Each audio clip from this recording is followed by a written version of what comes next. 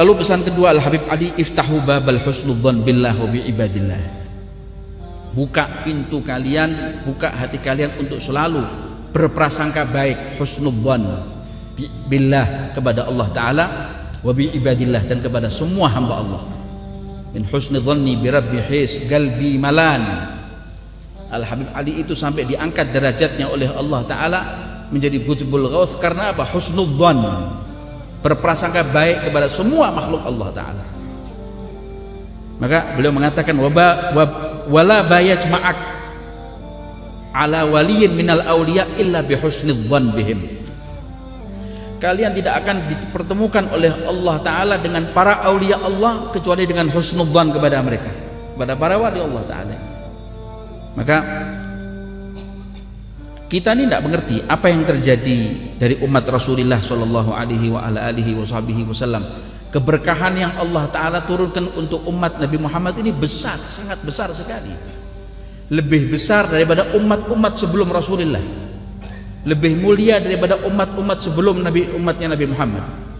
Bahkan umat-umat sebelum Rasulullah diharamkan masuk ke dalam surga sebelum umatnya Nabi Muhammad Sallallahu Alaihi Wasallam. Bila ada umat Nabi Muhammad mengatakan la ilaha illallah Muhammadur Rasulullah, itu adalah orang-orang yang dicintai oleh Allah Ta'ala. Barangkali dia wali Allah, barangkali dia adalah min ahbabillah. Maka kata Nabi Muhammad SAW, beliau bersabda dalam hadisnya, mathalu ummati kal matar, umatku ini seperti tetesan hujan, la yudra awwaluhu khairun am akhiruhu. Orang tidak ada yang tahu apakah yang dulu apakah yang akhir. Yang berkah itu yang dulu apa yang akhir. Yang dulu berkah, yang akhir berkah, yang tengah berkah. Mungkin yang kecil berkah, yang tua berkah, yang muda berkah, yang tua berkah, yang perempuan berkah, yang laki berkah. Semua umat Nabi Muhammad SAW ini di dalam kubangan kebaikan. Kalau dulu saja pernah diceritakan ada 3 seorang penyamun akan datang ke rumah seorang syekh. Habib Ali bercerita, 3 seorang perampok besar akan datang kepada seorang syekh, seorang haji, seorang alim, ya bukan alim, abid, seorang nasik, ingin merampok rumah itu.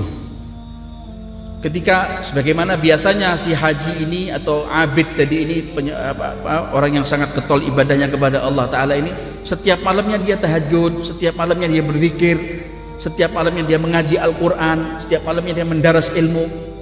Pada suatu saat diceritakan 3 orang perampok tadi ini ketika akan menjamah rumah daripada haji tadi atau seorang abid tadi ini dengan mengenakan atribut, pakai sarung, pakai baju koko, pakai kopiah, ya atribut orang yang ahli ibadah, sebagaimana yang akan dia datangi rumah tadi ini. Taruhlah atributnya seperti atribut seorang ustadz begitu atau seorang dai. Sesampainya sampai di rumah tersebut, ketuk pintu jam 2 malam. Dilihatnya sang haji tadi ini masih belum tidur. Allah, belum tidur ya. Kemudian dia bangun dan akhirnya dia ketuk pintu rumah tersebut, dibuka oleh pemilik rumah tadi ini dan dipersilahkan. Masya Allah, sambil dia mengatakan alhamdulillah, saya kedatangan tamu yang istimewa, 3 orang, seorang da'i ilallah. Kalian dari mana? Mereka berkata, kami datang dari negeri yang jauh. Untuk apa kalian datang ke desa kami ini? Kami datang untuk berdakwah ilallah, mengajarkan umat dalam kebaikan. Ini ingin merampok ini. Tujuannya bukan untuk tujuan dakwah, tapi ingin merampok.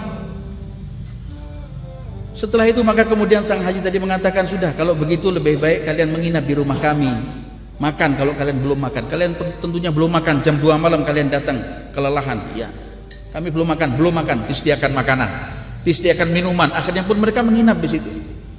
Setiap orang dikasih 1 kamar penuh dengan fasilitasnya dan sarananya. Akhirnya kemudian mereka pun menginap, dan akhirnya setelah mereka menginap di situ, masing-masing di antara mereka kemudian bergumam dan berbisik, bagaimana kita kesudahi saja ini, kita punya rencana ini, jangan. Ini kita punya nasib baik ini, kita diinapkan di sini, kita punya nasib baik ini. Lalu kemudian dipersilahkan makan oleh sang haji tadi. Mana kalian akan istirahat, menuju ke tempat istirahat kalian di malam ini, makan dulu lebih baik. Makan malam, maka mereka pun makan. Setelah mereka makan, maka air daripada bekas kobokan tangan mereka, cucian tangan mereka pun dibawa oleh sang haji tadi. Ini bagaimana kalau air kobokan ini saya berikan untuk keluarga saya, Karena ini air kobokan bukan sembarangan air kobokan, tapi air kobokannya seorang ustadz, seorang dai ilallah. Ini perampok-perampok. Kenapa saya ngaji? Wah, anak saya perempuan ini lumpuh, sudah 20 tahun lumpuh, gak bisa jalan, gak bisa bicara, gak bisa lihat. Barangkali mungkin barokahnya umat Rasulullah Shallallahu Alaihi Wasallam yang datang bukan sembarangan umat, tapi anda seorang dai yang akan membawa panji agama, menyebarkan dakwah ilallah Taala dan ilmunya Allah. Ini mungkin barangkali barokahnya saya di sini. Subhanallah. Maka kemudian 3 perampok tadi ini di kobokan tadi diambilnya dan kemudian diborehkan ke kakinya anaknya, ke tangan anaknya, ke istrinya, ke keluarganya semua. Subhanallah, anaknya dia putri yang sudah 20 tahun nggak bisa berdiri, sembahyang subuh saat itu bisa berdiri bersama dengan orang tuanya. Maka kemudian orang tuanya terkejut dan kaget. Wahai putriku, apa yang terjadi? Alhamdulillah abah, tadi malam abah kemudian usapkan bekas air kobokan para ustadz, para dai Allah Ta'ala tadi ini, kita kemudian menjadi sehat. Alhamdulillah bisa berdiri sedia kala. Maka kemudian sang ayah mengatakan kepada 3 orang tadi, pemuda tadi mengatakan, terima kasih banyak anda datang, ini hadiah dari Allah Ta'ala. Sekarang kalau barangkali anda ingin mau melanjutkan perjalanan untuk dakwah, saya nggak ngelarang, silakan, kalau perlu saya antarkan. Mereka pun kemudian keluar, nggak usah diantarkan, kami akan berangkat menuju Allah Subhanahu Wa Taala, menuju kepada dakwah ilallah Taala ke desa yang lain. Insya Allah lain waktu kita akan datang. Mereka keluar dalam keadaan menjadi dai ilallah yang sebenarnya, tobat kepada Allah Ta'ala. Nah, tapi begini ini kadang-kadang juga kalau husnudzan kita juga harus mengukur orang-orangnya. Hazm boleh, waspada boleh, husnudzan tetap diminta di dalam agama, tapi waspada tetap dijaga.